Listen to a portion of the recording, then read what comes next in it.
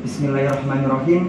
Assalamualaikum warahmatullahi wabarakatuh. Waalaikumsalam warahmatullahi wabarakatuh. Innal hamdalillah nahmaduhu wa nasta'inuhu wa nastaghfiruh wa na'udzu billahi min syururi anfusina wa min sayyiati a'malina. May yahdihillahu fala mudhillalah wa may yudhlilhu fala hadiyalah. Asyhadu an la ilaha illallah wa asyhadu anna Muhammadan abduhu wa rasuluh.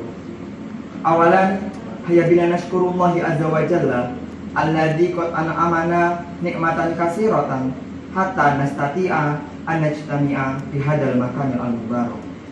Saniyan, salatan wa salaman ala habibinal mustafa qudwatul ummati wa imamul mursalin Nabiullah Muhammad sallallahu alaihi wasallam alladzi qad akhrajana minadh dhulumati ila nur wa kadzalika ila siratin mustaqim wa akmala hayatana binuril Islam wal iman wal ihsan. Bapak Ibu sekalian, pada kesempatan malam hari ini izinkan saya menyampaikan sebuah kultum singkat atau tausiah singkat tentang pentingnya minat membaca pada diri seorang anak. Materi tentang pentingnya membaca memang sering disampaikan pada kalangan pelajar seperti anak-anak sekolah dasar, anak-anak SMP atau SMA. Namun pada kesempatan kali ini izinkan saya menyampaikan materi ini di depan Bapak Ibu sekalian dengan maksud agar Bapak Ibu dapat mensupport anaknya untuk gemar dan suka dalam membaca. Di dalam dunia pendidikan, kemampuan kita dalam membaca sering disebut dengan istilah literasi. Sebenarnya literasi itu mencakup pengertian yang sangat luas. Kemampuan kita dalam berbicara di depan umum, kemampuan kita dalam menulis, kemampuan kita dalam membaca tentunya itu juga termasuk ke dalam literasi. Kita semua memang bisa membaca dan juga kita semua juga pernah membaca. Namun buku pelajaran itu bukan termasuk ke dalam minat dalam membaca. Yang dimaksud dalam minat membaca kali ini adalah kita membaca buku selain dari buku pelajaran, mulai dari itu novel, komik, dan lain sebagainya. Bapak Ibu sekalian, di zaman sekarang banyak sekali sekolah-sekolah mulai dari SD, SMP, SMA, bahkan kuliah itu mengadakan gerakan-gerakan untuk menggugah semangat siswanya untuk membaca. Banyak sekali spanduk-spanduk yang terpajang besar-besar dengan tulisan membaca itu adalah cara kita mencari ilmu, membaca untuk memajukan bangsa, atau mungkin dengan tulisan membaca untuk mengenal dunia. Dan spanduk itu tidak ada yang salah, semuanya benar. Banyak sekali manfaat atau dampak positif yang dapat kita peroleh jika kita menjadi pribadi yang suka membaca. Mungkin sekarang kita tidak akan merasakan dampak positif dari membaca. Namun di kemudian hari, saat kita mulai dewasa, saat kita kuliah atau sedang mencari kerja, orang-orang yang suka membaca akan mendapatkan privilege atau nilai lebih dari apa yang ia miliki. Seperti halnya orang yang suka membaca itu akan dipermudah ketika ia saat kuliah nanti, atau mungkin ketika ia sedang mencari pekerjaan, orang-orang yang suka membaca akan lebih mudah untuk diterima. Lalu apa hubungannya membaca dengan mencari pekerjaan? Tentu ada Bapak Ibu sekalian. Karena faktanya orang-orang yang suka membaca itu memiliki pemikiran-pemikiran yang terbuka. Dan dengan pemikiran yang terbuka itulah orang-orang dapat menghasilkan ide-ide yang cemerlang, ide-ide yang kreatif, sehingga dapat menghasilkan kinerja yang lebih maksimal tentunya.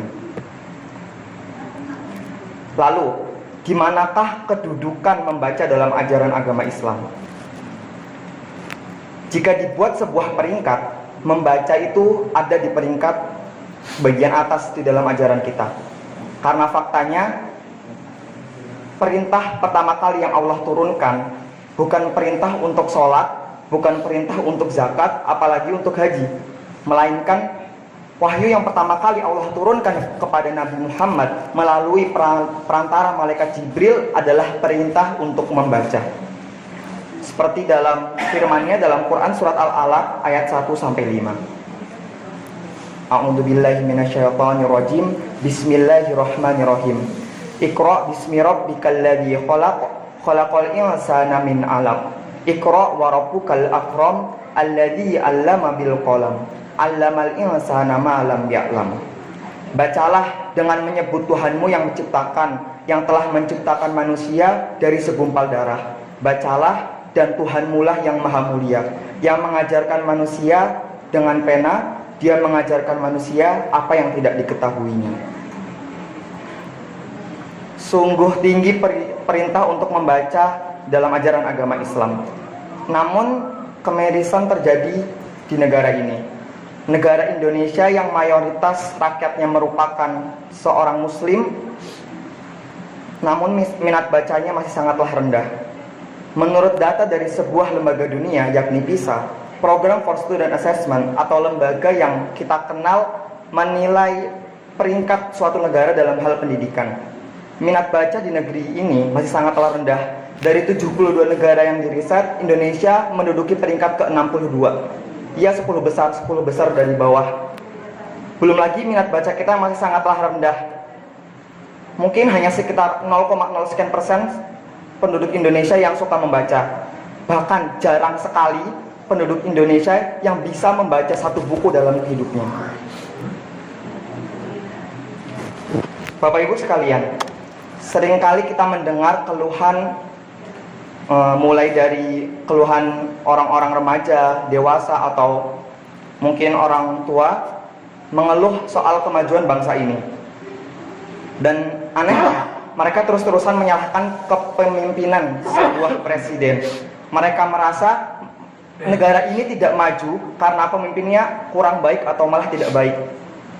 Namun Allah SWT menyebutkan, Allah tidak akan merubah suatu kaum sampai dia merubah dirinya sendiri.